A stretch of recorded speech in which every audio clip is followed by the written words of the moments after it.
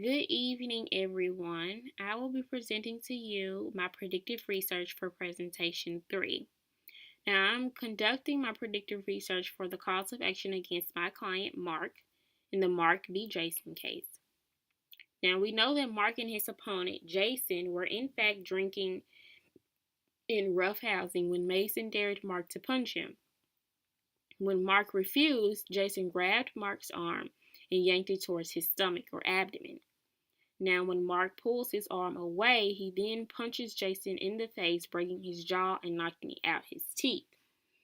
So I'm trying to research if Mark can argue that Jason did indeed give consent. So now I conducted my research in Westlaw, and the jurisdiction that I chose was in the state of Texas, which is in the Fifth Circuit. So I'm going to go up to this advanced jurisdiction tool. And we are looking for state cases, not federal cases. So I'm just going to click on Texas. Now, even though Texas is in the Fifth Circuit, I'm going to leave the Fifth Circuit out and just keep Texas. Alrighty. Then in my database, I begin with typing in consent, exceeded to open parentheses, battery and assault, close parentheses. Alrighty, so these are my terms and these are my connectors. So let's see what we come up with.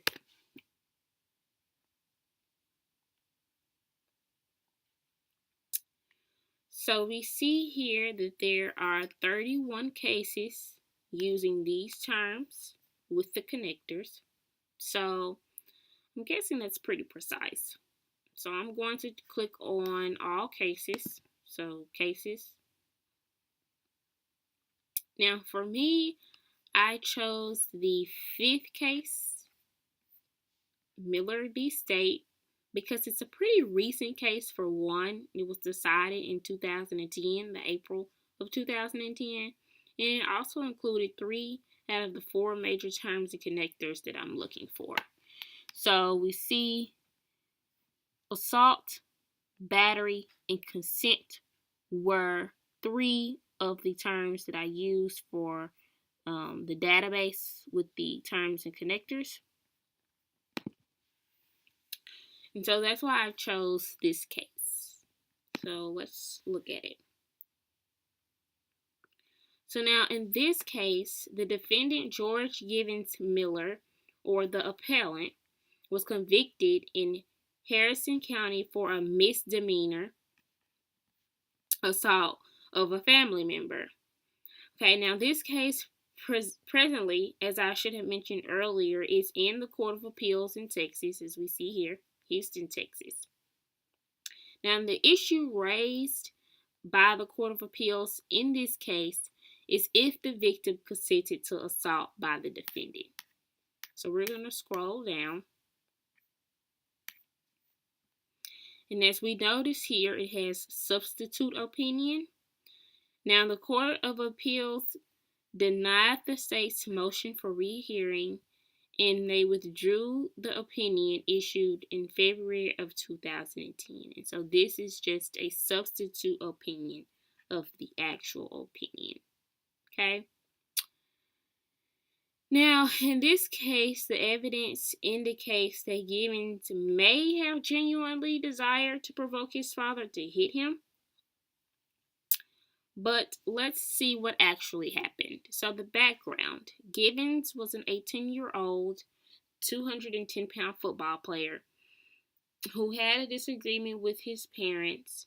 And in the light of this disagreement, George, who is Givens' father, took away his cell phone, Givens' cell phone, and his car keys. Now, thereafter, Givens had repeatedly shouted offensive wordings to his parents, such as, "Take your GD money and F yourself with it. What the F, man? You going to hit me, man? Are you going to hit me? What the F, man?" Now, George replied, "No, I'm not going to hit you." and shoved Givens away from him. At this point, Givens had kicked and punched George in his side, and then George in turn punched Givens in the face. Now George, Givens' father, threw 2 more punches and the altercation had ended.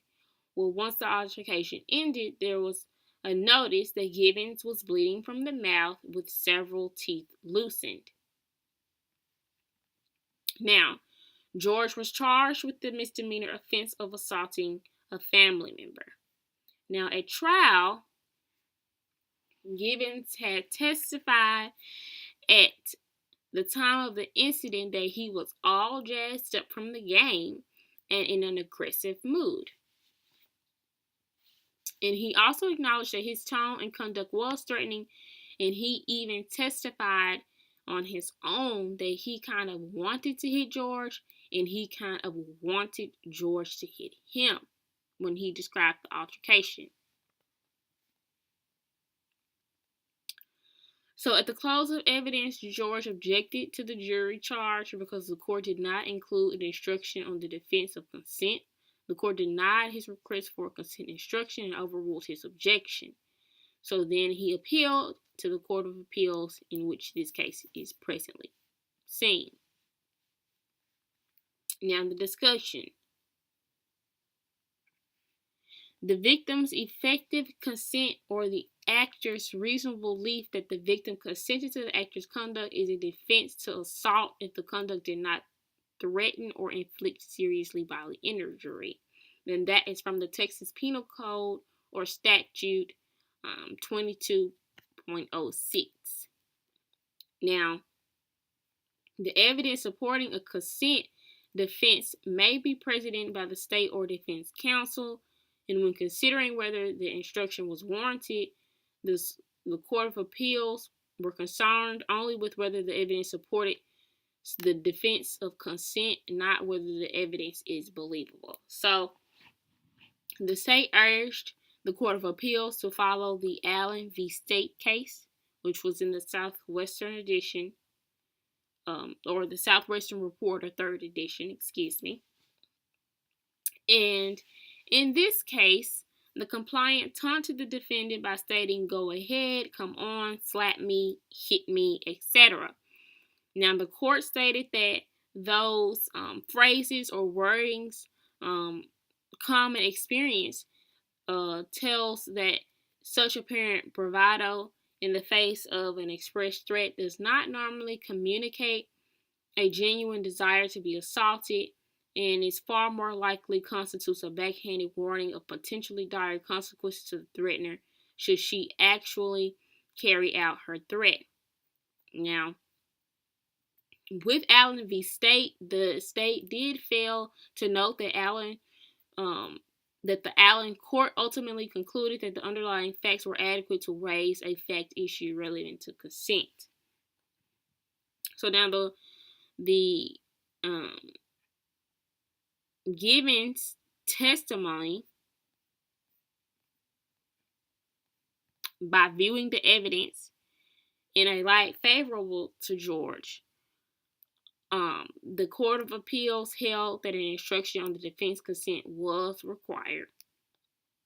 And because Givens' testimony that he wanted George to hit him and that he wanted to hit George, it also gives life to the argument that the fight was consensual. Now, similarly, in Mark and Jason's case, Jason did give Mark consent to hit him.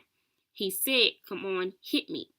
He did not specify where, in fact, even though he showed an action by pulling Mark's arm to his abdomen.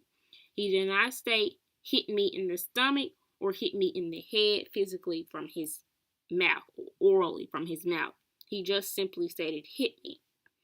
So based on this case, I would predict that yes, the court would likely grant motion to dismiss, which means that Mark will avoid liability because Jason did indeed give consent for Mark to hit him. He did not say hit me in the stomach and only in the stomach. He just said hit me. And so I predict that Mark will avoid liability and that Jason would not have a case, or he would have to choose another cause of action. All right. Thank you.